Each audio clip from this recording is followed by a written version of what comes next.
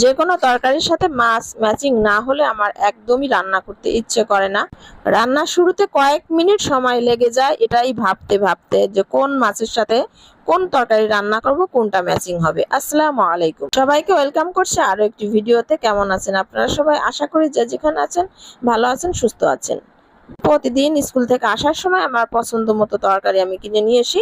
তো আজকে শোল মাছ দিয়ে কচুর গাটি রান্না করব।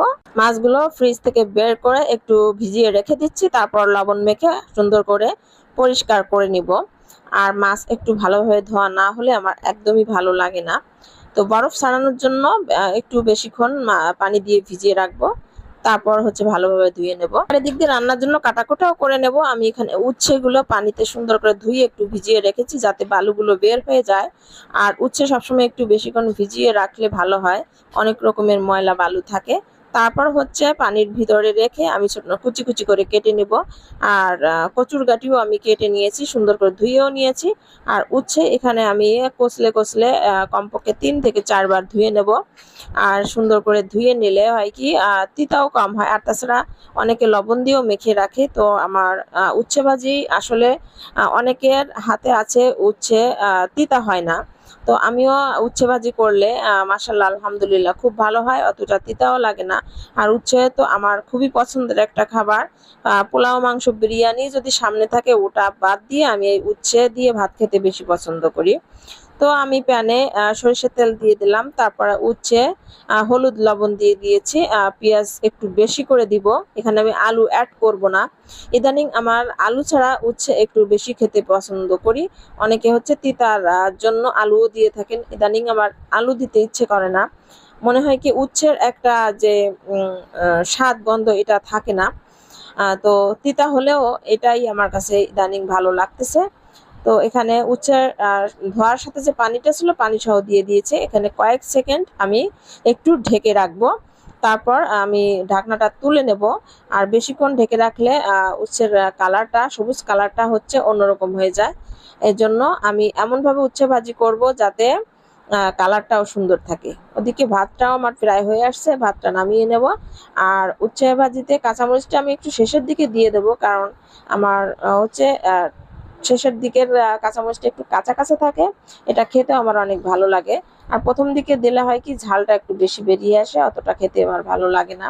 তো একটু পোড়া পোড়া করে আমি ভেজে নিব। করলা থেকে ছোট ছোট উচ্ছে ভাজি আমার খেতে বেশি ভালো লাগে। আপনাদের কার কেমন লাগে কমেন্ট করতে ভুলবেন না। আর উচ্ছে ভাজিটাও আমার প্রায় হয়ে গেছে, আমি নামিয়ে নেব।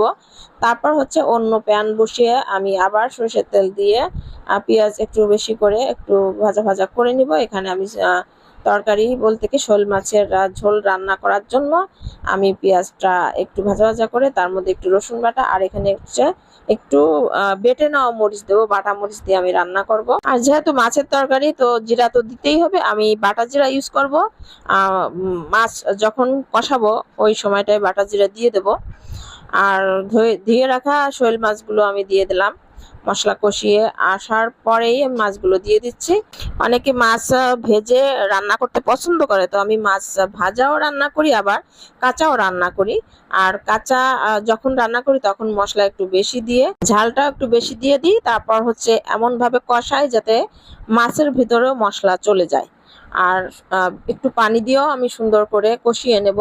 প্রথম কাঁচা গন্ধটা যখন চলে যাবে তখন আমি জিরে বাটা দিয়ে তারপর হচ্ছে পানি দিয়ে কষিয়ে নেব। এভাবে মাছ কষিয়ে আমি রান্না করি। কিছুদিন আগে বেশ কিছুদিন আগে আমি এরকম মাছের রান্নার একটা ভিডিও শেয়ার করেছিলাম। ইন্ডিয়া থেকে এক ভাইয়া কমেন্ট করেছিল যে আপনি কাঁচা মাছ দিয়ে রান্না করলেন, সি এটা খেতে কেমন হবে, এরকম একটা কমেন্ট চলে আসছিল। তো আসলে কিভাবে বুঝাবো, এই দেখেন আমি মশলা দিয়ে সুন্দরভাবে মাছটা কষিয়ে তুলে রেখেছি এবং মাছটা এখন খাওয়া যাবে এরকম অবস্থায় আমি নামিয়ে নিয়েছি। মাছের ভিতর মশলাটা পুরো ঢুকে গেছে। অনেকে হয়তো মাছ সনাতন ধর্মে অনেকে আছেন যারা বিশেষ করে মাছ একটু ভেজে খেতে পছন্দ করেন, রান্না করতে পছন্দ করেন। তো আমরা ভাজাও রান্না করি, কাঁচাও রান্না করি, তো স্বাদ কিন্তু কোনোটারই কম হয় না। আমার রান্নাটাও হয়ে গেছে, আজ বিদায় নিচ্ছি। ভালো থাকবেন, আল্লাহ হাফেজ।